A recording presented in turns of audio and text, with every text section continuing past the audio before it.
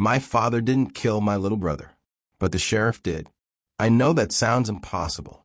A lawman, the one person who was supposed to find Caleb, was the one who made him disappear. And for 62 years, I've carried that truth like a stone in my chest, too afraid to speak it out loud, too afraid no one would believe me. But I'm 75 years old now. My hands shake when I hold a coffee cup. My knees ache when the weather turns cold. And the one thing I've learned after burying my parents, my wife of 49 years and more friends than I care to count, is this: silence protects the guilty, not the dead. So I'm telling you what really happened to Caleb Brennan. And I'm telling you why it took me this long to say it. I'm sitting in my small house on Cedar Lane here in Harrison, Pennsylvania. Same town I grew up in, same quiet streets, same slow pace. It's a Wednesday afternoon in late November, the kind of day where the sky is gray and low, and the cold seeps through the windows no matter how high you crank the heat. I've lived 75 years on this earth.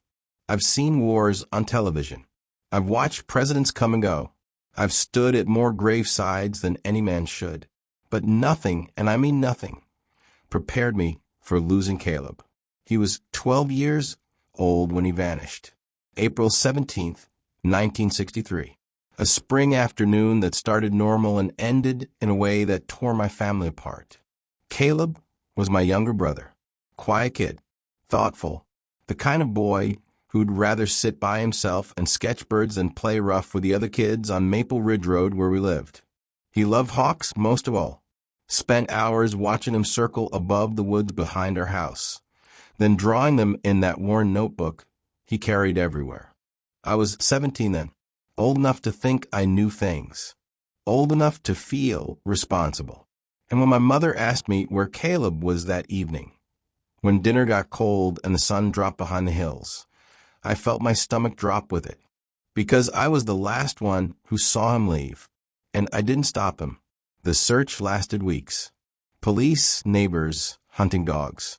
They combed the woods. They dragged the creek.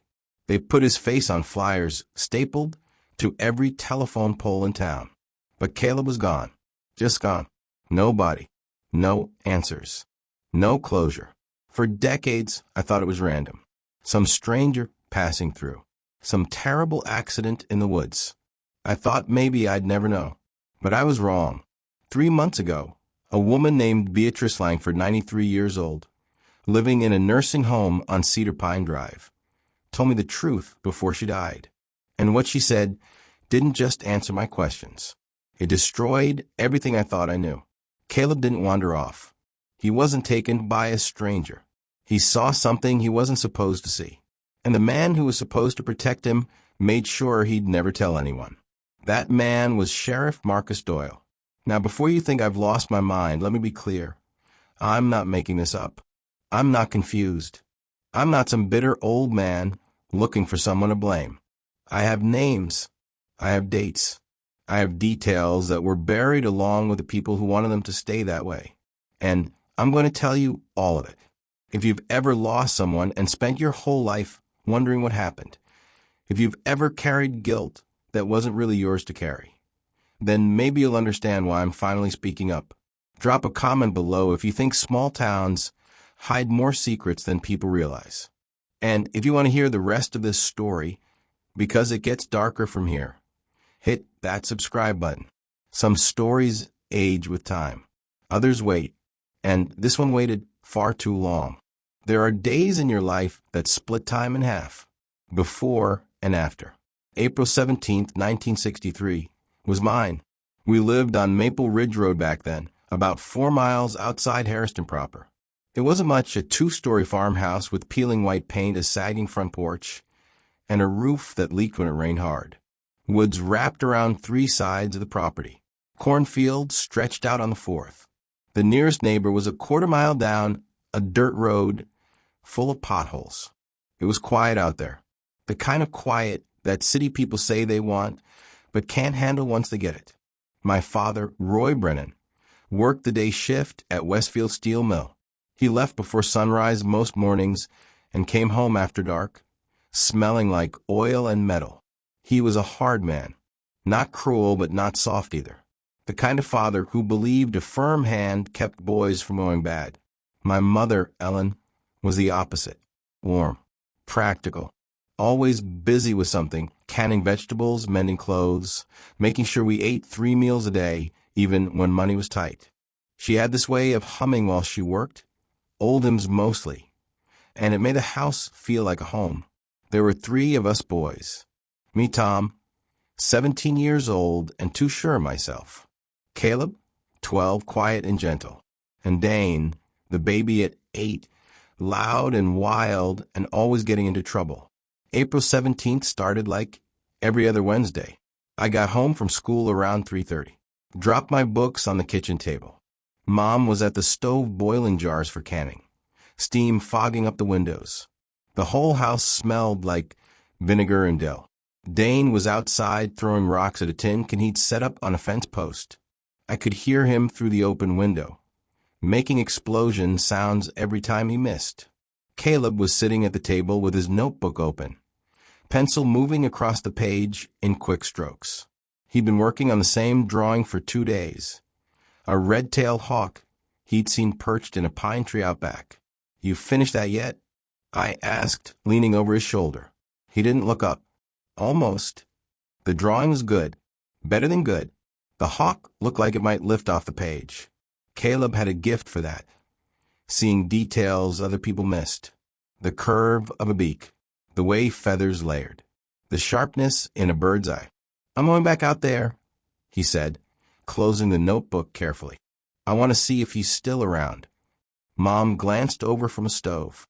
"Don't go far, Caleb. Your father will be home soon, and I need you boys at the table when supper's ready." "I won't," Caleb said. He stood, tucked the notebook under his arm, and headed for the back door. I remember he was wearing a gray t-shirt and jeans with a tear in one knee. His sneakers were mud-stained from the day before. He paused at the door and looked back at me. "You coming?" I shook my head. "Nah, I got homework." That wasn't true. I just didn't feel like walking through the woods. I was 17 and thought I had better things to do. "Don't go far," I told him. He gave me a small smile. "You already said that." Then he pushed open the screen door, and it slammed shut behind him with that sharp crack it always made. I watched him walk across the yard toward the tree line, notebook tucked under his arm, shoulders slightly hunched the way he always stood. Then he disappeared into the shadows between the pines. That was the last time I saw my brother.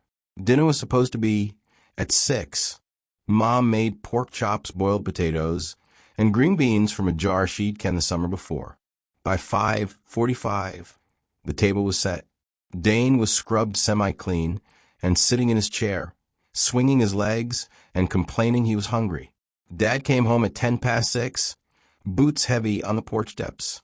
He washed his hands in the kitchen sink, grime turning the water gray, then sat down at the head of the table without a word. Mom set a plate in front of him, then one in front of me, then Dane. She looked around. "Where's your brother?" she asked. I was reaching for my fork. I stopped halfway.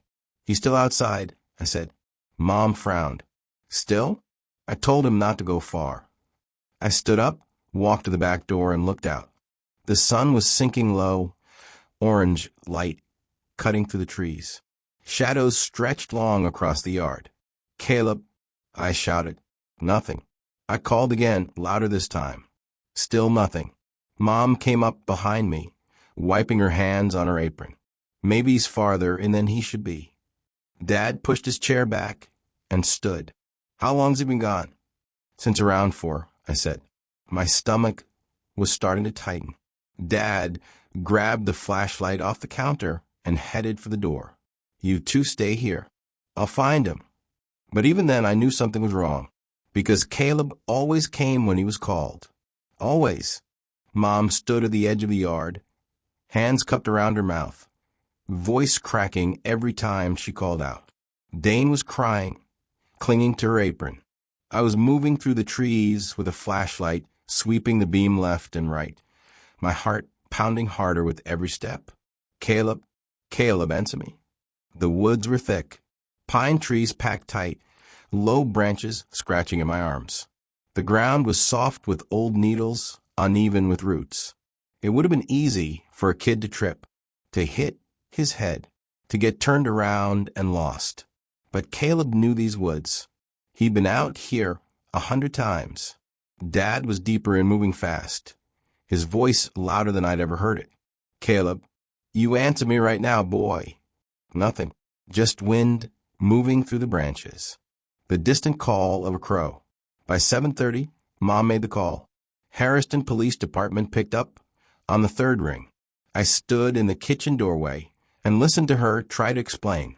Her voice kept breaking. My son is missing. He's 12. He went into the woods behind our house, and he hasn't come back. The dispatcher asked questions. How long had he been gone? What was he wearing? Did he have any medical conditions? Mom answered each one, her hands shaking so badly she almost dropped the phone. At 8:15, we heard tires crunching on gravel. 2 police cars pulled up the driveway, headlights cutting through the dusk.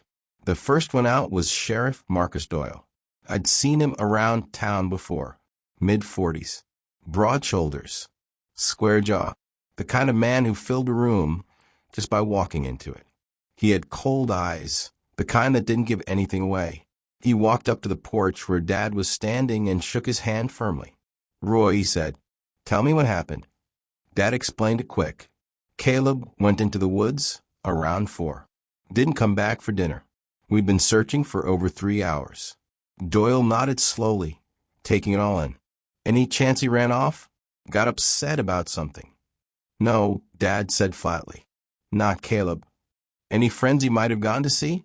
He doesn't have many friends, Mom said quietly from the doorway. He likes to be alone. Doyle turned to look at her, then back at Dad. We'll get dogs out here, but I need to be honest with you. Roy, kids don't just disappear without signs.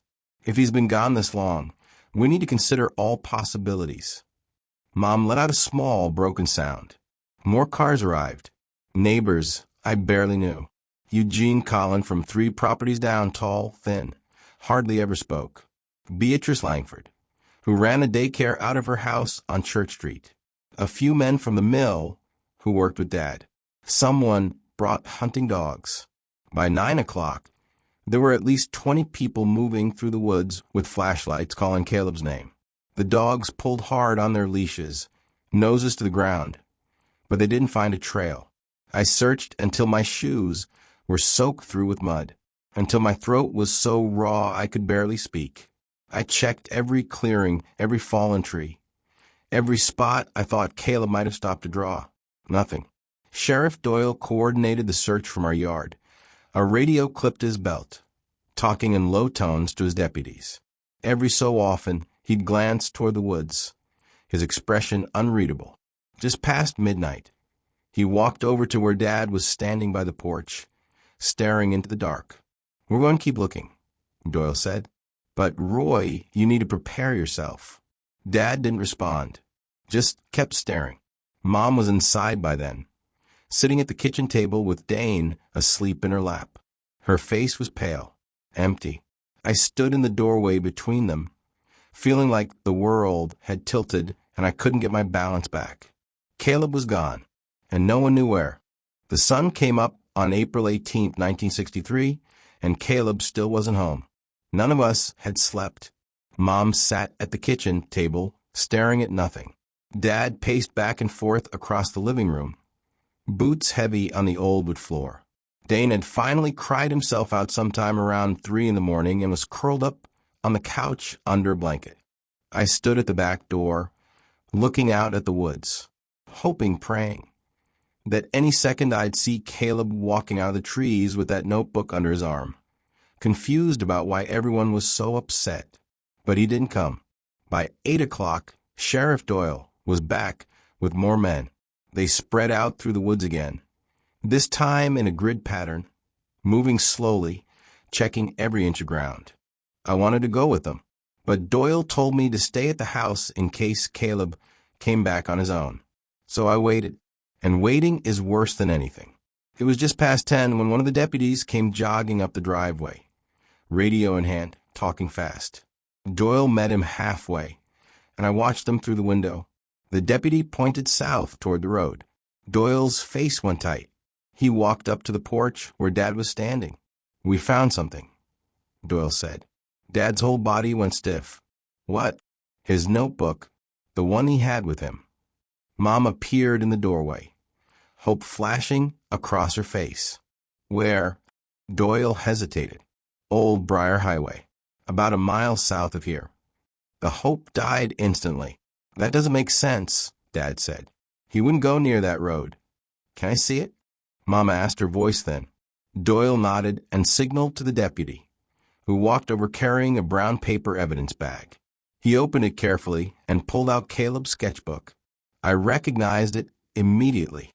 The cover was dark green, corners worn soft from being carried everywhere. There was a water stain on the back from when Caleb had left it outside during a rainstorm last summer. But it wasn't damaged now. It looked almost clean. Mom reached for it, and Doyle let her take it. She opened it slowly, hands trembling. Page after page of drawings. Birds mostly, a few landscapes. The hawk he'd been working on was right there on the last page, half finished. "Where exactly did you find this?" Dad asked. "Side of the road," Doyle said. "Right on the gravel shoulder. Just sitting there." I stepped closer. "Sitting there? Like someone put there?" Doyle glanced at me, then back at Dad. It was placed, not thrown. No mud on it. No dirt. Just set down. A cold feeling crawled up my spine. "Would your boy walk that far alone?" Doyle asked. Dad shook his head slowly. "No, he stays close to home." Mom's voice came out barely louder than a whisper. "He hated that road." And she was right. Old Briar Highway was a narrow two-lane stretch that cut through the hills south of Harriston. No sidewalks. No shoulder to speak of. Just gravel and a steep ditch on either side. Cars came through fast, especially logging trucks headed to the mill. We told all three boys 100 times, "Stay off that road." It wasn't safe. Caleb wouldn't have gone there. Not on his own. He wouldn't have walked a mile through unfamiliar woods just to end up on a road he was afraid of. "So how did his notebook get there?" I asked. Doyle looked at me for a long moment. His face didn't change, but something shifted in his eyes. "That's what we're going to find out." But even then, standing there on the porch with my parents and the sheriff, I felt something settle deep in my gut. Caleb didn't drop that notebook.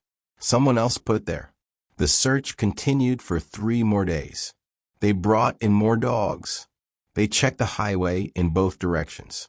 They interviewed people who lived along Old Briar. A few drivers who'd been through that afternoon. Nobody saw anything. Nobody heard anything.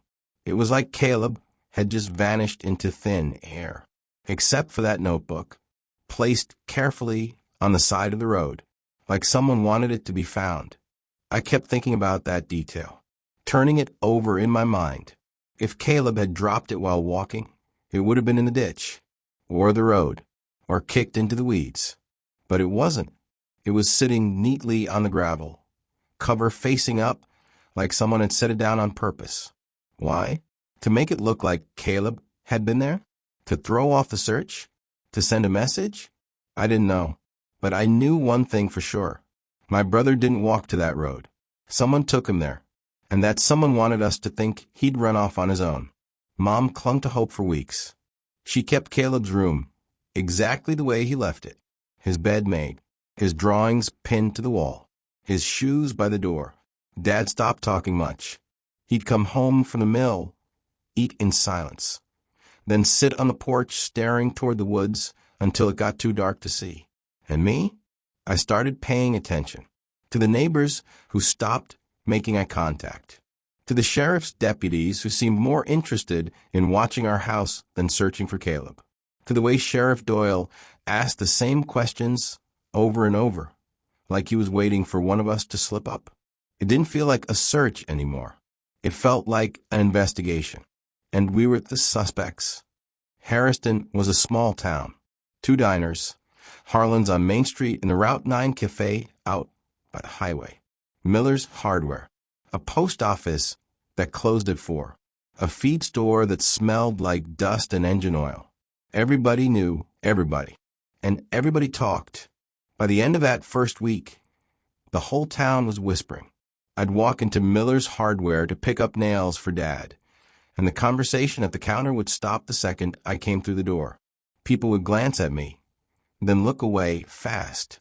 At Harlan's Diner, I'd see groups of women leaning in close over coffee, voices low, eyes darting toward me when I passed. I knew what they were saying. That poor family, that poor boy. But also, something doesn't add up. Kids don't just disappear. Someone knows something. The suspicion spread fast. And it didn't just land on strangers. It landed on us, on my family, on me. I was 17, quiet, kept to myself, mostly. I didn't play sports, didn't go to parties, spent a lot of time reading or working on the farm. And apparently, that made me suspicious. I overheard it one afternoon at Harlan's. I'd gone in to pick up an order of sandwiches Mom had called in. She didn't want to leave the house in case the phone rang. I was standing by the counter waiting when I heard a woman's voice from one of the booths. That older brother of his always seemed a little withdrawn. I froze. Another voice lower. You think he had something to do with it? I'm just saying. He was the last one to see the boy. My hands curled into fists. Nails bit into my palms. The woman at the register, Betty, who'd worked there for 20 years, saw my face and quickly handed me the bag. Don't listen to them, she said quietly. But I couldn't unhear it. And I wasn't the only one people were talking about. Eugene Collin, who lived 3 properties down from us, became a target almost immediately. He was in his mid-30s, lived alone in a cabin set back from a road, worked nights at Riverside Paper Mill, barely spoke to anyone. In a small town, that was enough. People started saying he kept to himself too much, that he'd been seen near our property before, that he gave them a bad feeling. None of it was based on anything real, just fear looking for a face to attach itself to. Then there was Jack Morrison, a truck driver who'd been seen speeding down Old Briar Highway the afternoon Caleb disappeared. Someone reported it to the sheriff. Doyle brought him in for questioning. Morrison had an alibi. He'd been making a delivery to a lumber yard in Greensburg. But that didn't stop people from talking. He drives that route all the time. He could have stopped. You ever notice how he looks at kids? It got uglier.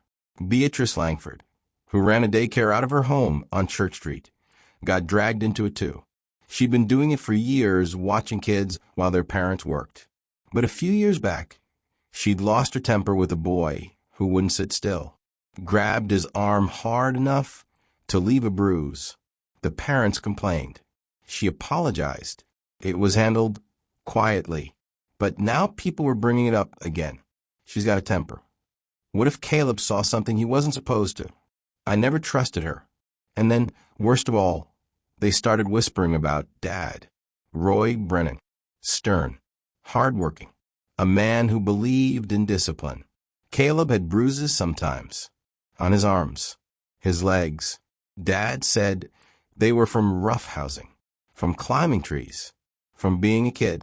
But people started looking at those bruises differently. He's too hard on those boys. I heard him yelling once. You think he went too far? I wanted to scream at all of them. My father wasn't perfect. He was tough. He expected a lot. But he loved us. He didn't hurt Caleb. But in a small town, once suspicion takes root, it doesn't matter what the truth is. It only matters what people believe. And they believed we were hiding something. I started avoiding town. So did Mom. We only went out when we had to. And when we did, we felt eyes on us everywhere. The searching slowed down. Fewer volunteers showed up. The dogs stopped coming. Sheriff Doyle kept asking questions. But they weren't about finding Caleb anymore. They were about us. About our family. About what we knew. And I started to realize something that made my stomach turn.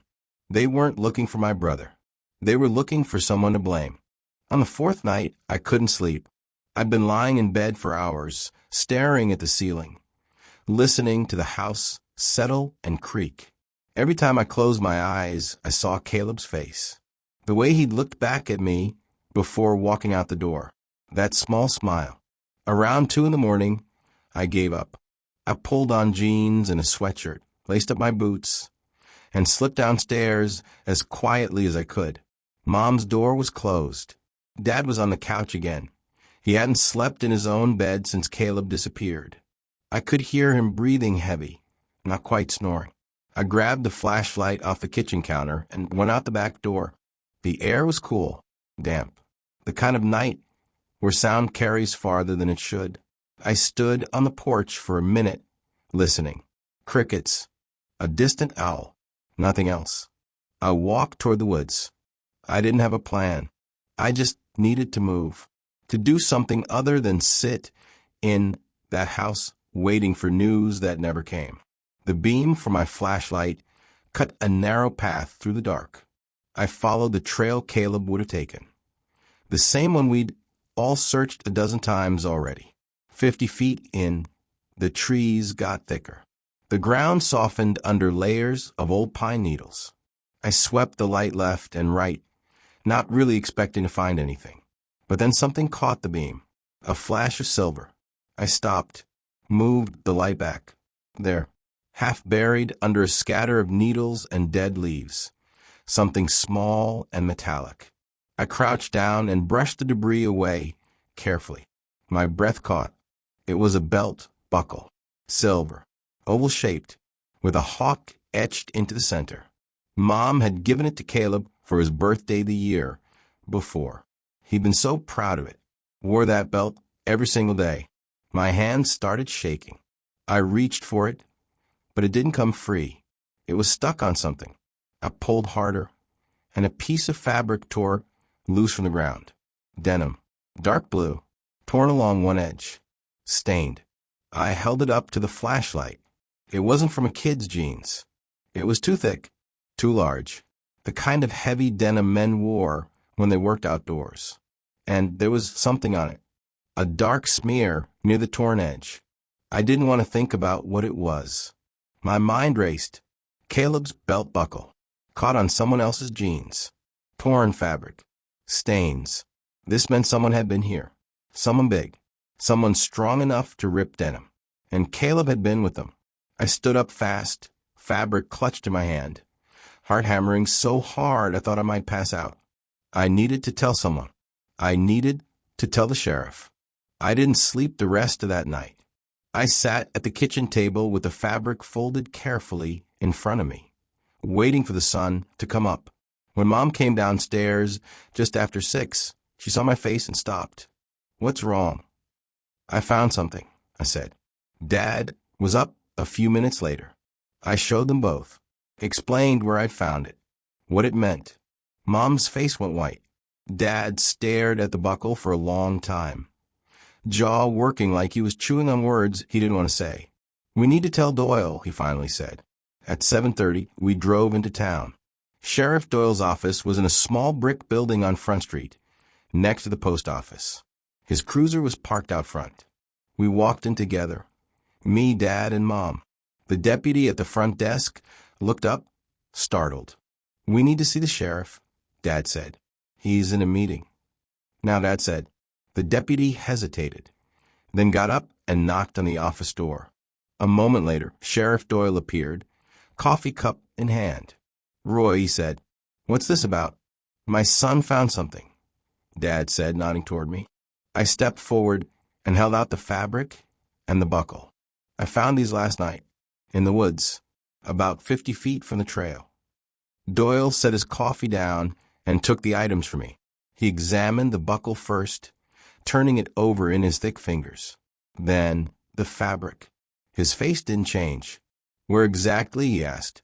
I told him, described the spot, explained how the buckle had been caught on the denim, buried under pine needles. Doyle listened, didn't write anything down, didn't call for an evidence bag, just stood there, holding the fabric, staring at it. "This is Caleb's buckle," Mom said. her voice tight. I gave it to him. I know, Doyle said quietly. So someone was there, I said. Someone tore their jeans, and Caleb's buckle got caught on it. Doyle looked at me. His jaw was tight. His eyes were flat. Son, he said slowly, let the adults handle this. I blinked. What? You did the right thing bringing this in. But we'll take it from here. But we'll take it from here, he repeated, harder this time. Dad put a hand on my shoulder. Tom, I wanted to argue, wanted to ask why Doyle wasn't calling someone, why he wasn't bagging the evidence, why he wasn't writing anything down. But I didn't. We left, and as we walked out of that building, something cold settled in my chest. Sheriff Doyle hadn't been surprised. He hadn't asked follow-up questions. He hadn't treated it like the breakthrough it was. He'd just taken it and told me to stay out of it. I glanced back through the glass door as we reached the car. Doyle was still standing in the same spot, fabric in his hand, staring at it. But he wasn't moving. He wasn't doing anything. And I realized something that made my stomach turn. He didn't want to find out what happened to Caleb. He already knew. Things got stranger after that. The search dogs were called off 2 days later. Sheriff Doyle said it was because of weather. Storms were rolling in, he claimed, and the dogs couldn't track in wet conditions. But the skies were clear. No rain, no storms, just blue skies and cool spring air. When Dad asked why, Doyle just looked at him and said, "We're doing everything we can, Roy." But they weren't. The volunteers stopped showing up. The deputies stopped combing the woods. The flyers with Caleb's face on them started to fade and peel off the telephone poles. It was like the whole town had decided to move on, except us. One afternoon, about a week after I'd found the fabric, a man in a dark suit showed up at our door. He said he was with the FBI, said he'd heard about the case and wanted to offer assistance. Mom's face lit up for the first time in days. But before the man could even finish introducing himself, Sheriff Doyle's cruiser came tearing up the driveway. Doyle got out, walked straight up to the man, and the two of them had a conversation we couldn't hear. Doyle's face was tight. His hand kept moving to his belt, like he was ready to reach for something. The FBI agent left 10 minutes later. Doyle came up to the porch. "You don't need the feds," he said to Dad. "They'll just turn this into a circus. 'Cause unnecessary panic. We're handling it." "Are you?" Mom asked, her voice breaking. "Because it doesn't feel like anyone's doing anything." Doyle's expression didn't change. "We're doing everything we can, ma'am." But he wasn't. And worse than that, people were starting to act afraid. Eugene Collin, our neighbor, stopped coming by. Before all this, he'd wave if he saw us on the road. Not friendly exactly, but polite. Now, he wouldn't even look at us. One time I saw him getting his mail, and when I raised a hand to wave, he turned and walked back inside without a word. Beatrice Langford, the daycare woman, was the same. She used to say hello at the post office. Now she avoided us completely. It wasn't just them. Half the town seemed terrified to talk to us, like we were infected with something, or like they knew something we didn't. And then there was Dad. Roy Brennan had always been a hard man, steady, strong, the kind of man who didn't break under pressure. But he was breaking now. He stopped going to work, called in sick 3 days in a row, then just stopped calling at all. The mill sent someone to check on him. Dad told him he'd be back soon. He wasn't. He paced the house at night. I'd hear his footsteps overhead, back and forth, until 2 or 3 in the morning. He started smoking again, something he'd quit 5 years earlier. He'd go through a whole pack in a day, hands shaking every time he lit a new one. He jumped at every sound. A car door slamming, the wind rattling the windows, the phone ringing. Mom noticed. One night, I was in the kitchen getting water when I heard them in the living room. Mom's voice was low but sharp. "You know something, don't you?" I froze. Dad didn't answer right away. "Roy," she said again, "talk to me." "I don't know anything," he said finally. Then why are you acting like this? I'm just worried, Ellen. We're all worried, but you're... Her voice cracked. You're falling apart. I'm fine. You're not fine. Silence. I stepped closer to the doorway, careful not to make a sound. If you know something, Mom said, her voice barely above a whisper now, you need to tell me? I don't, Dad said, but he said it without looking at her. I could hear it in his voice. He was lying, and Mom knew it too. She didn't push him, just stood up and walked past me into the kitchen, wiping her eyes. I stayed where I was, watching Dad through the doorway. He sat on the couch, head in his hands, shoulders shaking. And for the first time in my life, I was afraid of my own father. Not because I thought he'd hurt me, but because I didn't know what he was hiding, or why. Something poisonous had gotten into our house. Something that made people afraid to talk, made the sheriff shut down outside help, made my father come apart at the seams. And I didn't understand it. Not yet. But I was starting to realize that whatever happened to Caleb, it wasn't random. It wasn't an accident. And the people who knew the truth weren't talking, because they were too afraid of what would happen if they did. 3 weeks after Caleb disappeared, I heard something that changed everything. It was a Saturday, late afternoon, the kind of gray, heavy day where the clouds sit low and the air feels thick. Mom had taken Dane into town to pick up groceries. I was supposed to go with them, but I told her I had a headache. Truth was, I just didn't want to deal with the stares, the whispers, the way people looked at us like we were either victims or criminals, sometimes both at once. So I stayed home. Dad was outside somewhere. I'd seen him walk toward the barn about an hour earlier, hands shoved deep in his pockets, shoulders hunched. I was in my room reading, or trying to, when I heard voices, low, angry, coming from the barn. I set the book down and listened. 2 voices. One was Dad's. The other? I stood up and moved to the window. Sheriff Doyle's cruiser was parked at the end of the driveway, half hidden behind the tool shed. I hadn't heard him pull up. My pulse quickened. I slipped out of my room, down the stairs, and out the back door as quietly as I could.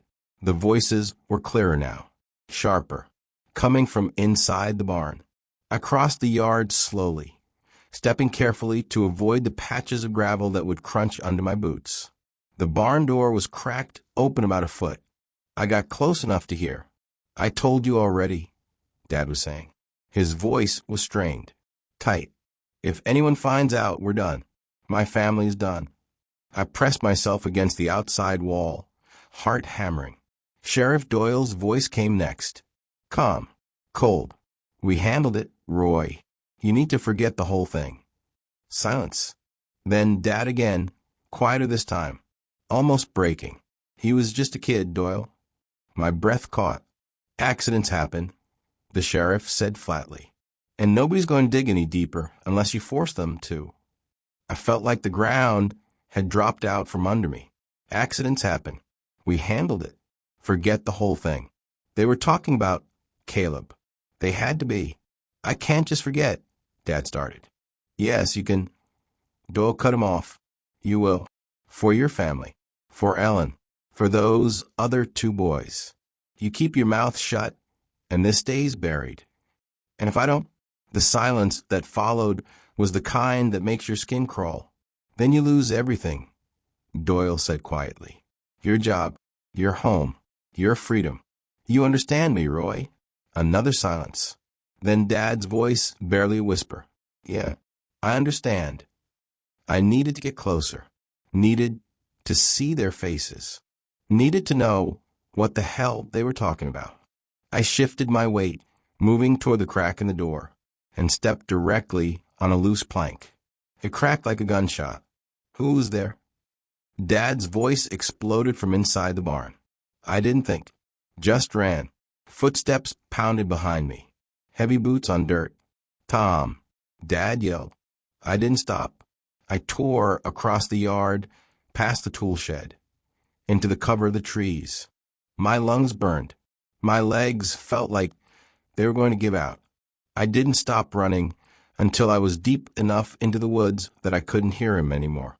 Then I collapsed against a tree, gasping for air, my whole body shaking. What the hell had I just heard? Accidents happen. We handled it. Nobody's going to dig deeper. My father knew. He knew what happened to Caleb, and Sheriff Doyle was making sure he stayed quiet. I stayed in the woods until the sun started to set. I didn't know what to do, didn't know who to tell, didn't know if I'd even heard what I thought I heard. Maybe I was wrong.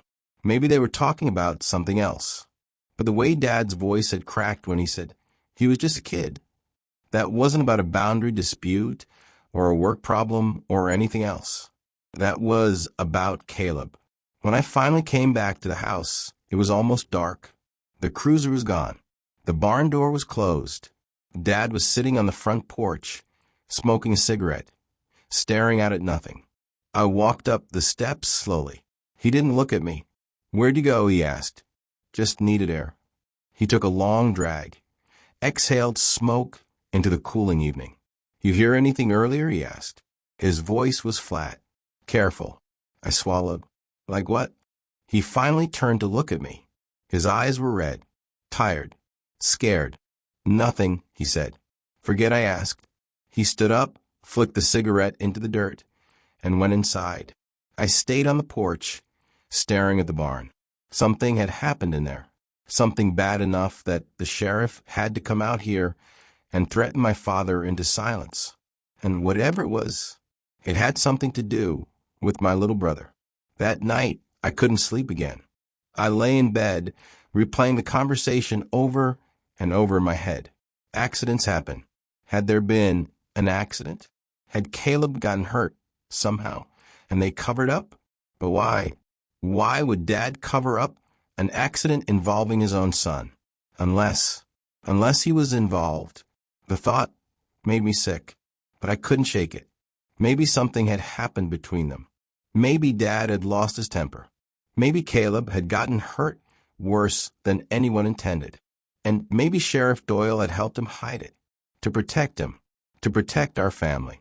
But if that was true, if it was an accident, why wouldn't they just say that? Why all the secrecy? Why the threats? Why bury it?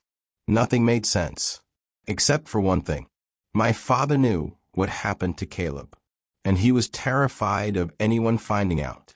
The next morning, Dad was gone before I woke up. Mom said he'd left early. Didn't say where he was going. I wanted to tell her what I'd heard. But how? How do you tell your mother that your father might be involved in your brother's disappearance? How do you say that out loud without destroying what's left of your family? So I didn't. I kept it to myself. And it sat inside me like a weight I couldn't lift. Days passed, then a week, then two. Dad barely spoke. He went back to work, but he was a ghost of himself. Thin, hollow-eyed, he'd come home and sit in the living room staring at the wall until it was time to go to bed. Mom tried to reach him, tried to get him to talk. He wouldn't. And I watched him crumble, piece by piece, knowing something I couldn't prove and couldn't say. Sheriff Doyle stopped by once more, about a month after I'd overheard them in the barn. He stood on the porch talking to Dad in low tones. I couldn't hear what they said. But when Doyle left, Dad looked even worse than before. That night, I found him in the barn. He was sitting on an overturned crate, head in his hands. I almost turned around, almost left him alone, but I didn't. I stepped inside. "Dad." He looked up, startled. For a moment, neither of us said anything. Then I asked the question I'd been holding on to for weeks. What happened to Caleb? His face went white. "Tom, I heard you," I said. "In here, with Doyle. I heard what you said." He stood up fast, panic flashing across his face. "You don't understand." "Then make me understand." He stared at me. His mouth opened, closed, and then, in a voice so broken it didn't even sound like him, he said, "I can't." "Why not?" "Because if I tell you," he whispered, "they'll come after you too." A chill ran down my spine. "Who?" He shook his head. "Go back inside, Tom." "Dad." "Go." I didn't move. He walked past me, out of the barn, and back toward the house. And I stood there alone, surrounded by tools and dust and shadows, with the certainty that my father was protecting something, or someone, and that, whatever the truth was, it was dangerous enough to destroy us all. I waited until the house was quiet. Mom had gone to bed early, exhausted from another day of pretending everything was fine. Dane was upstairs. I could hear the faint creak of his bed springs as he shifted in his sleep. It was just after 11. Dad was in the living room. He sat on the couch in the dark, no lights on, just a faint glow from the porch light seeping through the curtains. His hands rested on his knees, but they weren't still. They trembled, just slightly, like he was holding something heavy and couldn't quite keep it steady. I stood in the doorway for a long moment, watching him. He looked older than he had a month ago, thinner, gray in a way that had nothing to do with age. I stepped into the room. He didn't look up. Dad. His shoulders tensed, but he didn't move. I walked closer, stood in front of him so he had no choice but to see me. I heard you, I said. In the barn. You and Sheriff Doyle. His face drained of color. He opened his mouth, closed it, looked away. Tom.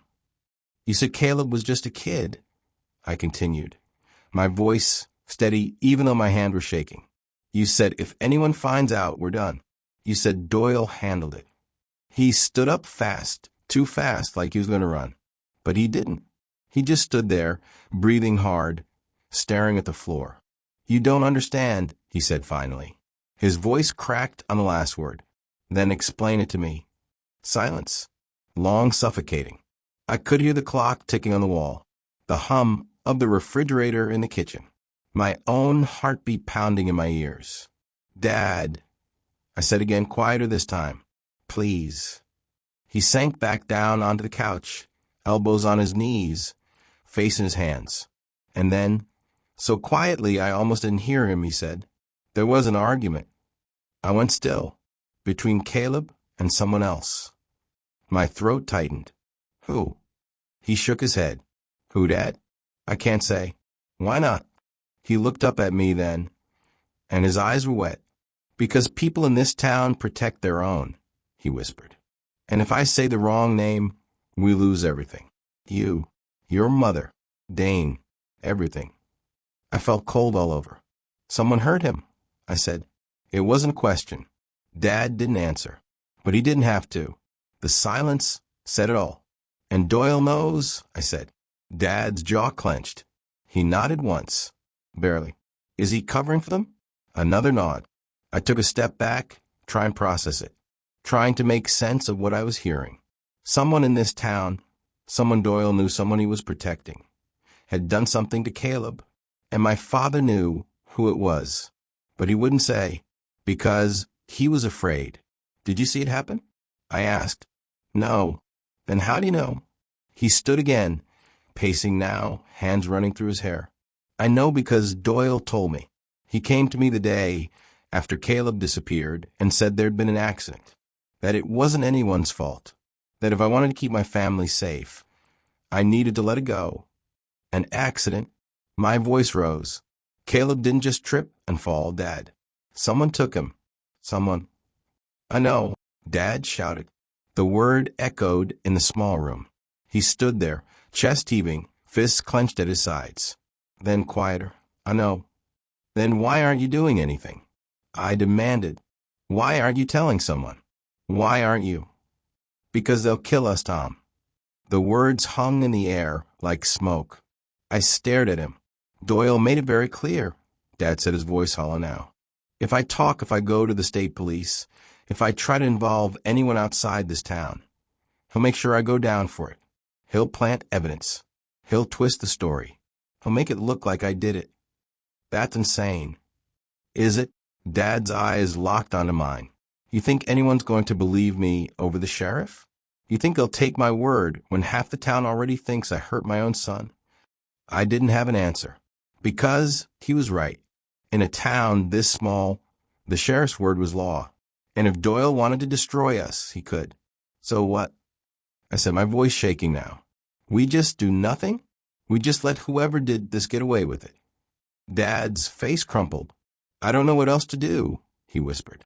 And for the first time in my life, I saw my father for what he really was. Not a villain, not a conspirator, just a man, terrified, trapped, trying to protect what little he had left. I'm sorry, he said, his voice breaking. God, Tom, I'm so sorry. I wanted to be angry. I wanted to yell at him, to shake him, to demand he fight back. But I couldn't, because I understood. He wasn't covering up Caleb's death to save himself. He was doing it to save us. And that made it so much worse. I didn't tell Mom. I didn't tell anyone. Because what was the point? We had no proof, no evidence, nothing but the word of a broken man who was too afraid to speak up. And even if we did say something, who would believe us? The sheriff was the one running the investigation. The sheriff was the one everyone trusted. The sheriff was the one holding all the cards. So we stayed silent. And the weight of that silence crushed us, piece by piece, day by day. Dad stopped talking almost entirely after that night. He went to work, came home, sat on the porch, went to bed. Mom tried to reach him, but he was gone, not physically, but in every way that mattered. And me? I started planning my escape, because I knew if I stayed in Harrison, the truth would eat me alive. And I couldn't let that happen. Not to me, not to Dane, not to any of us. So I made a promise to myself. I'd leave. I'd build a life somewhere else. And someday, somehow, I'd find out what really happened to Caleb, even if it took the rest of my life. I left Harrison 3 months after I graduated high school, packed a duffel bag, said goodbye to Mom and Dane, shook Dad's hand on the porch. He didn't say much, just nodded, told me to take care of myself. I drove away and didn't look back. I ended up in Pittsburgh first, got a job at a warehouse loading trucks. It wasn't much, but it was enough to pay for a cheap apartment and keep me fed. I enrolled in night classes at a community college. Thought maybe I'd study something useful. Accounting, business, anything that would give me a future that didn't involve that town. But no matter how far I ran, the questions followed me. Who hurt Caleb? Why did Doyle cover it up? What was Dad so afraid of? I'd lie awake at night, turning it over in my mind, trying to piece together fragments of conversations, half-heard rumors, strange looks people gave us in the weeks after Caleb disappeared. But I never got answers, just more questions. Years passed. I moved from Pittsburgh to Philadelphia, got a better job, met a woman named Claire. We got married in 1970, had a quiet life together. No kids, neither of us wanted them. Maybe because I couldn't shake the image of Caleb's empty bedroom. The drawings still pinned to the wall. The shoes by the door that never moved. Claire knew about Caleb. I'd told her early on. She listened, held my hand, said she was sorry, but she didn't push. And I didn't talk about it much after that. Because what was there to say? My brother disappeared. No one found him. And the people who knew the truth took it to their graves. Dad died in 1989. Heart attack in his sleep. Peaceful, the doctor said. I flew back for the funeral. Stood in the cemetery on a gray October morning and watched them lower him into the ground next to a small headstone that read, Caleb Joseph Brennan, 1951 to 1963, beloved son and brother. They'd put up the stone years after he vanished, even though there was no body beneath it. Just a marker, a place to grieve. Mom held my arm during the service. She was smaller than I remembered, frailer. Her hair had gone completely white. Dane stood on her other side. He was 34 by then, married, 2 kids. He'd stayed in Harrison, worked at the same mill Dad had. After the service, Mom pulled me aside. Your father loved you, she said. He loved all of you. I know. He carried a lot of guilt about Caleb. I nodded. Did he ever tell you what happened? I asked. She looked at me for a long time. then shook her head. No, but I knew he was hiding something. I could see it in his eyes every day for 26 years. She squeezed my hand. Whatever it was, she said quietly, it killed him long before his heart gave out. Mom followed him 8 years later. Cancer. It took her quick. I came back for that funeral too. Stood in the same cemetery. Same gray sky. This time Dane and I were the only ones left. After the service, we went to Harlan's Diner. Sat in a booth by the window. Ordered coffee neither of us drank. You ever think about him? Dane asked. Every day. He nodded. Me too. You remember much? Not really. I was only 8. He stared into his cup. I remember he was quiet. Drew a lot. And then one day he was just gone. Yeah. You think we'll ever know what happened? I didn't answer right away, because the truth was, I'd given up hoping. Sheriff Doyle had died in 2003. Stroke. I'd read about it in the paper. Felt nothing. The people who knew were gone. The trail was cold. Caleb was a ghost. And I was an old man running out of time. No, I said finally. I don't think we will. Dane nodded. And that was that. I moved back to Harriston 4 months ago. Not because I wanted to, but because Claire died last year, and the house in Philadelphia felt too big and too empty. And I didn't know where else to go. So I came back. Bought a small place on Cedar Lane. 1 story. Quiet. Close to nothing. I didn't expect anything. Didn't expect closure. Didn't expect answers. But then 3 months ago I got a phone call from Maplewood Nursing Home. A woman named Beatrice Langford wanted to see me. Said it was important. Said it was about Caleb. And for the first time in 62 years, I felt something close to hope. Maplewood Nursing Home sat at the end of Cedar Pine Drive. A long single-story brick building with white shutters and a small garden out front. The flower beds were neat. The grass was trimmed. Everything about it looked calm and orderly. But I felt anything but calm as I pulled into the parking lot. The call had come 3 days earlier. A nurse named Patricia had introduced herself, then said Mrs. Beatrice Langford had asked to see me, that she'd been asking about the Brennan family, that she said it was urgent. She doesn't have much time, Patricia had said gently. She's been in hospice care for 2 weeks now. I almost didn't go. What could Beatrice possibly tell me after all these years? She'd been questioned back in 1963 along with everyone else in town. She'd run the daycare on Church Street. She'd helped search the woods. But she'd never said anything that mattered. So why now? Still, I went. Because when you've spent 62 years without answers, you don't turn down the possibility, no matter how small, that someone might finally give you one. The lobby smelled like disinfectant and something floral I couldn't place. A woman at the front desk looked up as I walked in. Can I help you? I'm here to see Beatrice Langford. She checked a clipboard. You must be Mr. Brennan. That's right. She's been waiting for you. Room 14, down the hall on the left. I thanked her and walked slowly down the corridor. My heart was beating too fast. My hands felt clammy. I didn't know what I was walking into. Room 14 was at the end of the hall. The door was open. I stepped inside. The room was small. A single bed, a chair by the window, a table with a water pitcher, and a vase of flowers that were starting to wilt. And there, propped up against pillows, was Beatrice Langford. I barely recognized her. She'd been in her 50s when Caleb disappeared. Strong, sturdy, quick to speak her mind. Now she was 93, shrunken and frail, her skin thin as paper, her white hair pulled back in a braid. But her eyes were sharp.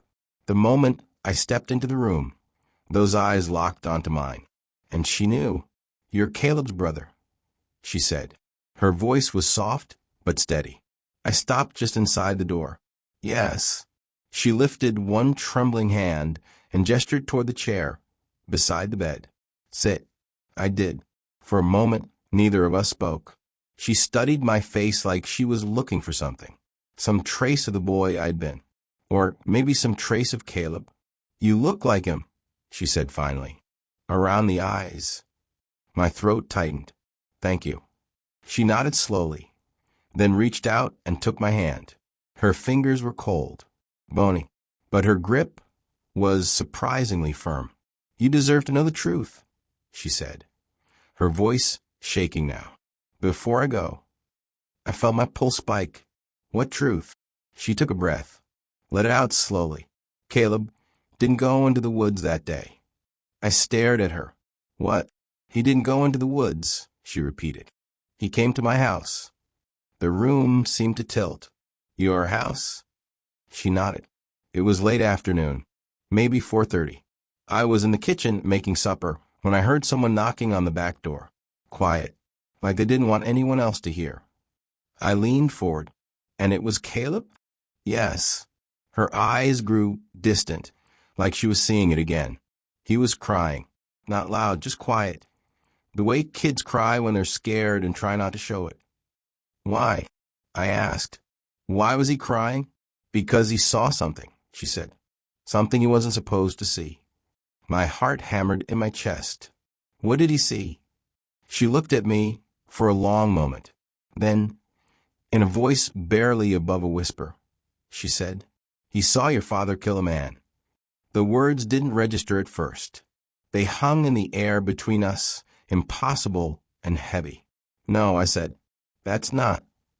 It was an accident, she said quickly. Caleb told me that.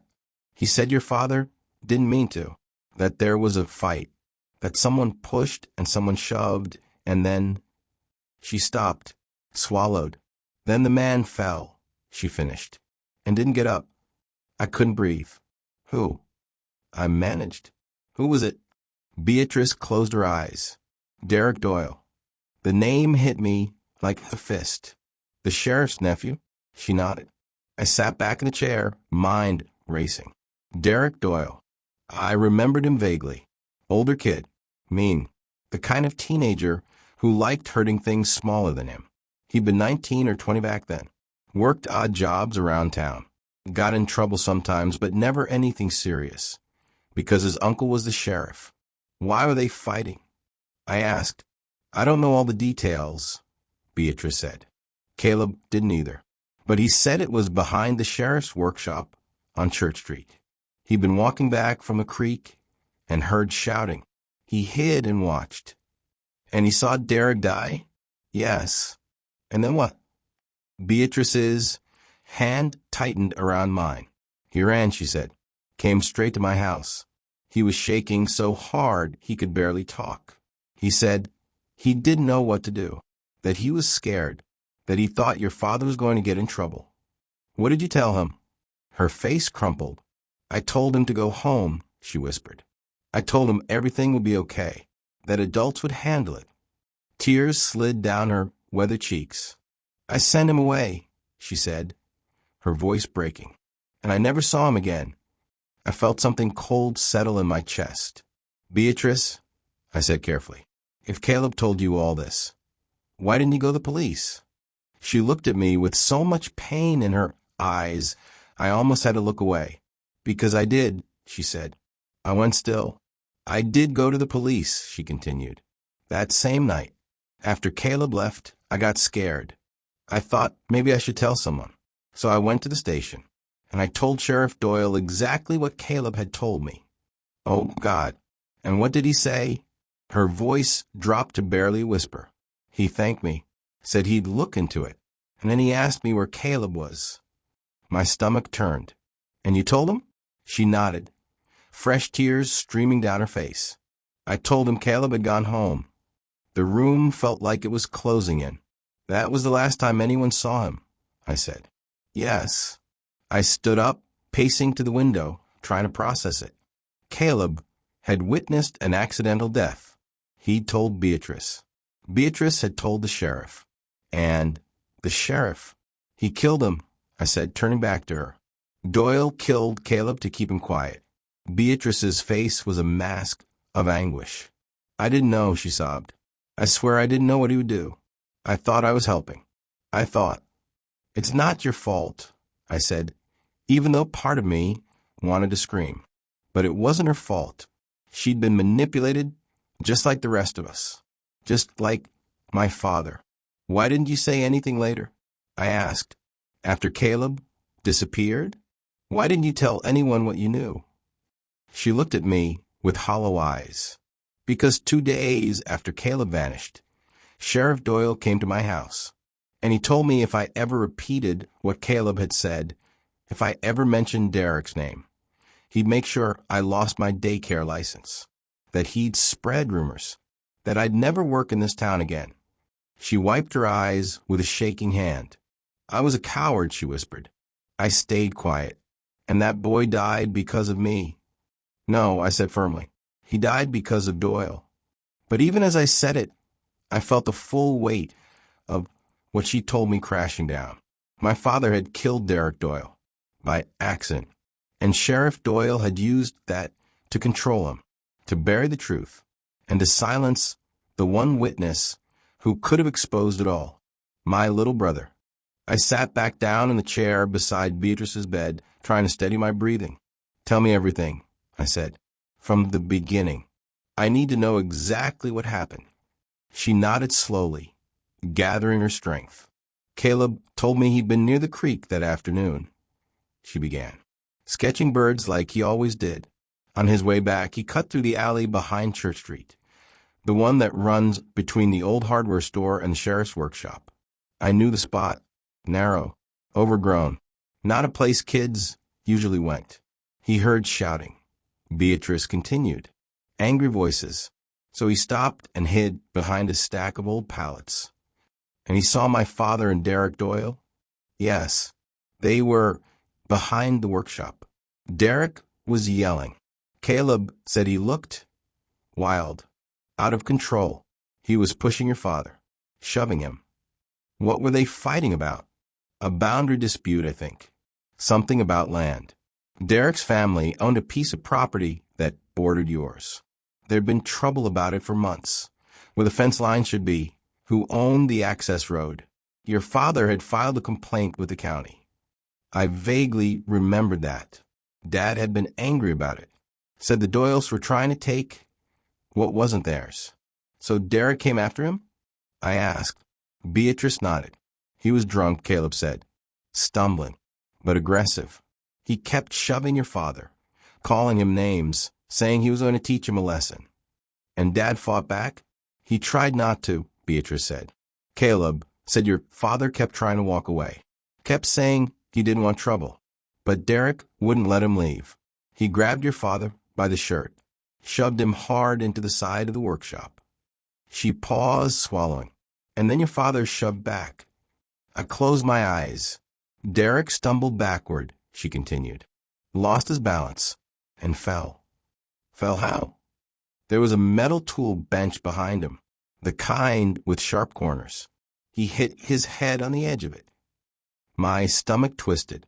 Caleb said there was blood, Beatrice whispered. A lot of it. And Derek didn't move, didn't make a sound. Your father bent down, checked for a pulse. And then he just froze. I could see it. Dad, standing there in shock, realizing what had just happened, realizing his life was over. How long was Caleb watching? Long enough to see Sheriff Doyle arrive. I looked up sharply. He was there. Not at first. But Caleb said maybe 5 minutes after Derek fell, the sheriff's truck pulled up, like he'd been nearby, like he'd known something was wrong. That made sense. Derek was his nephew. Maybe Doyle had been looking for him. What did the sheriff do? He looked at the body, looked at your father, and then he said something Caleb couldn't quite hear.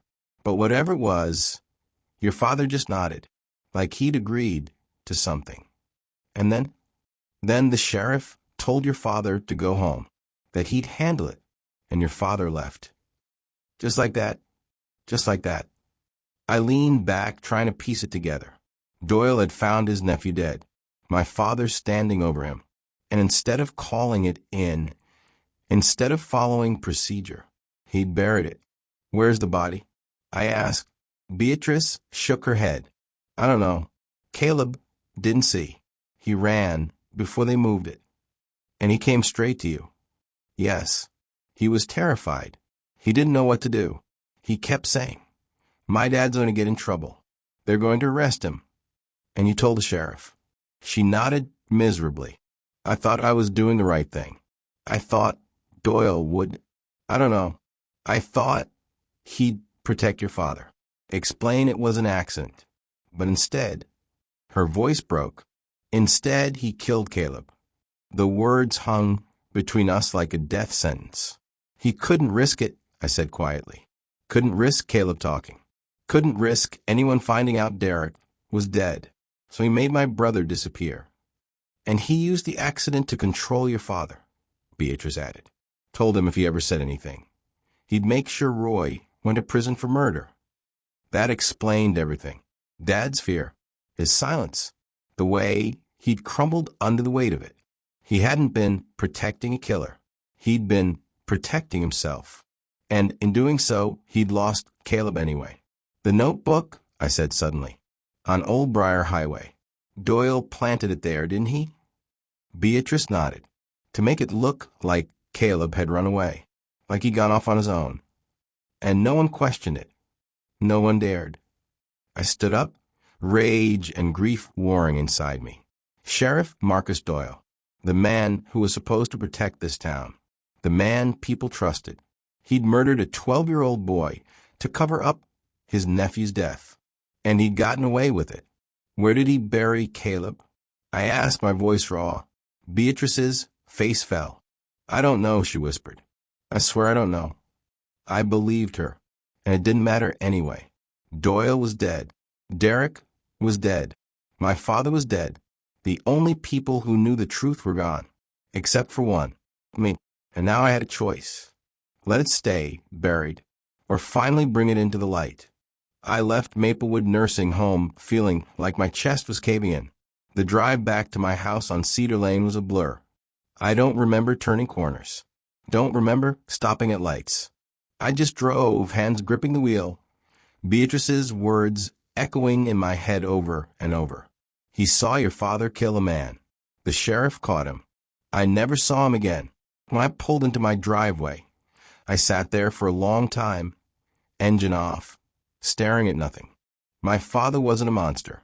He'd made one terrible mistake, one moment of self-defense that went wrong, and for the rest of his life he'd been held hostage by a man who was supposed to uphold the law. Sheriff Marcus Doyle, the man this town trusted, the man people looked up to, the man who wore a badge and swore an oath to protect. He didn't just cover up his nephew's death. He orchestrated a second one to bury the first.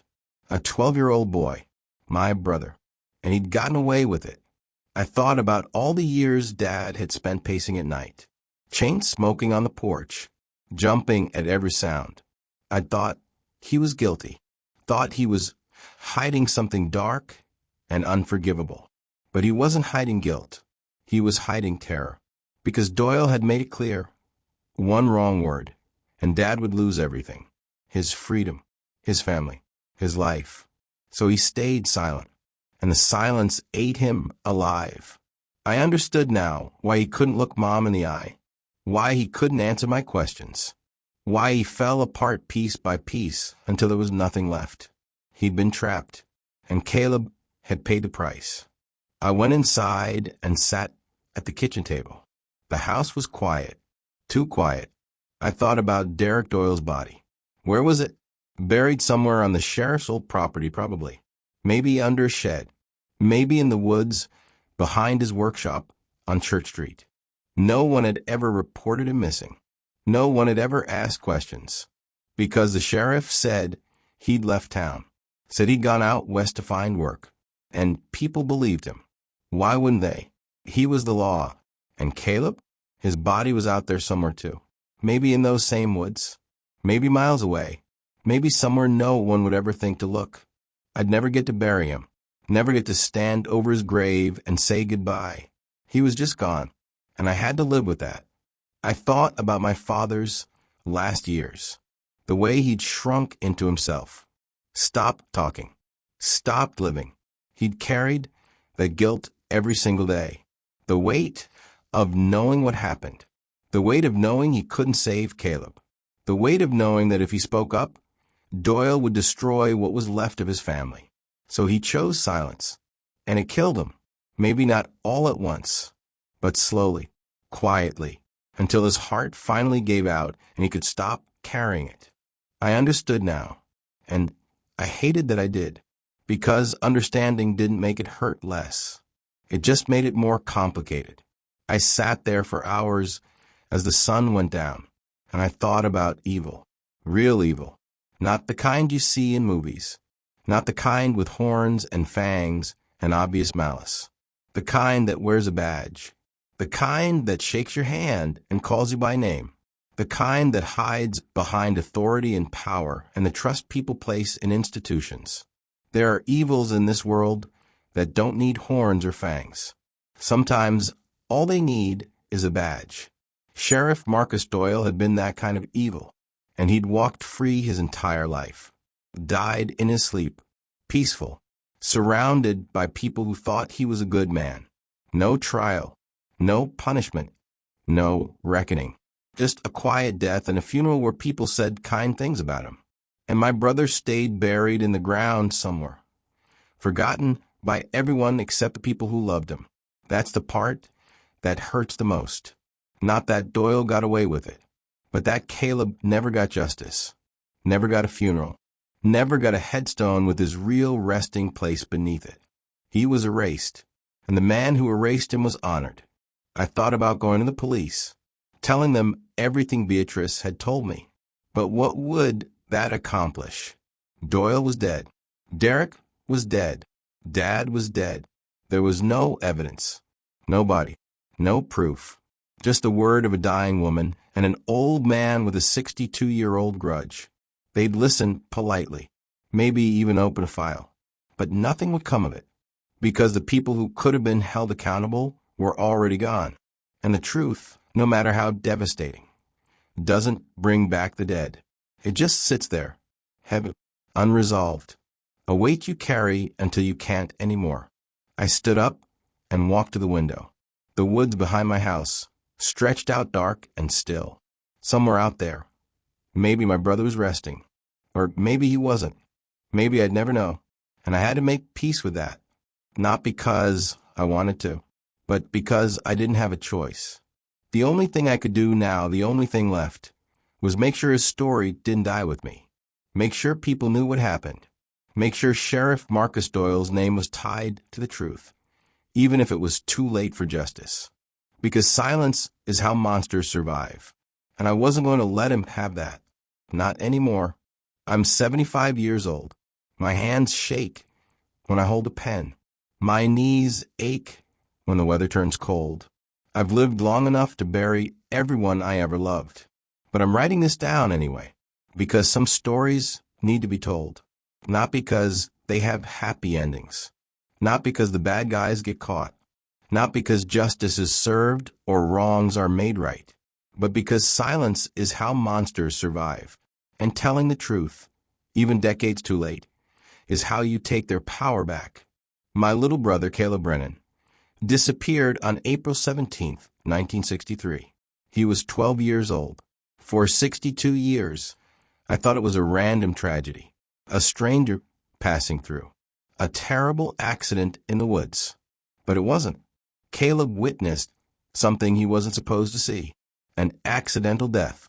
My father, Roy Brennan, defending himself against a violent drunk named Derek Doyle, the nephew of Sheriff Marcus Doyle. Derek fell, hit his head, died instantly. And the sheriff, the man who was supposed to protect people, the man who was supposed to uphold the law, decided to bury it. Not just Derek's death, but my brother's life. Because Caleb saw, and the sheriff couldn't risk that. So he made my brother disappear. Told my father that if he ever said a word, he'd lose everything. And my father, terrified and trapped, stayed silent. For the rest of his life, I never got to lay Caleb to rest. Never got to stand at his grave and say goodbye. Never got to see his name carved into a stone that marked where he actually lay. I never saw justice in a courtroom. Never saw Sheriff Marcus Doyle answer for what he did. He died peacefully in 2003. Stroke.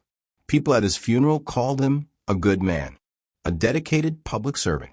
No one knew. No one questioned. And Caleb stayed buried. Somewhere, forgotten by everyone except the family who loved him. That's the part that destroys me. Not that Doyle escaped punishment, but that my brother was erased. Like he never mattered.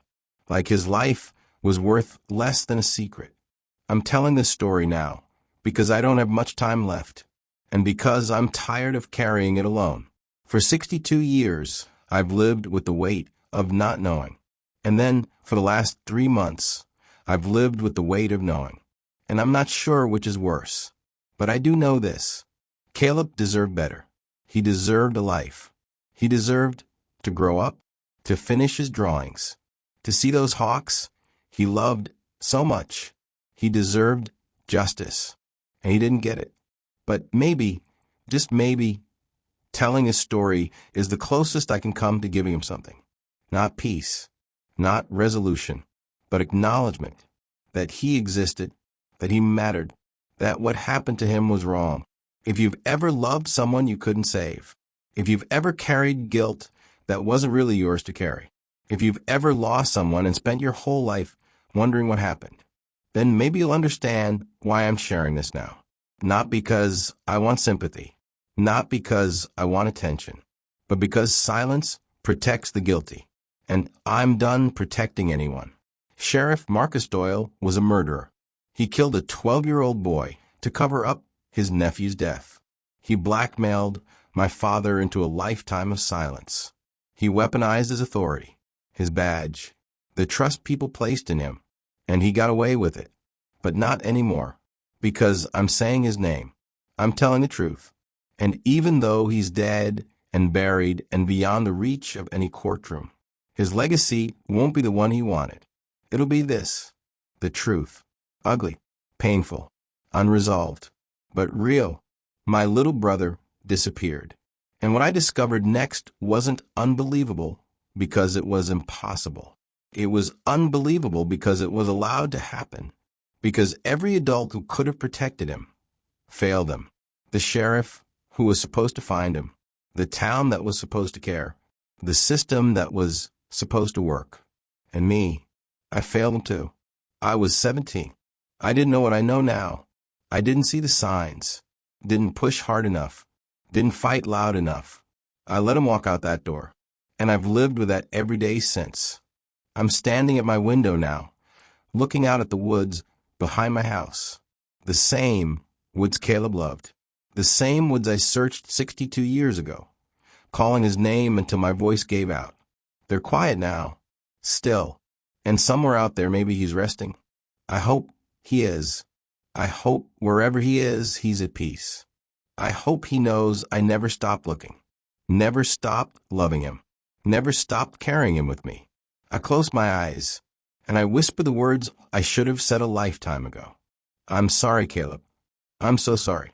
If this story moved you, if it made you think about the people in power and whether they deserve the trust we give them, leave a comment below. And if you believe that truth matters, even when justice is impossible, hit that subscribe button.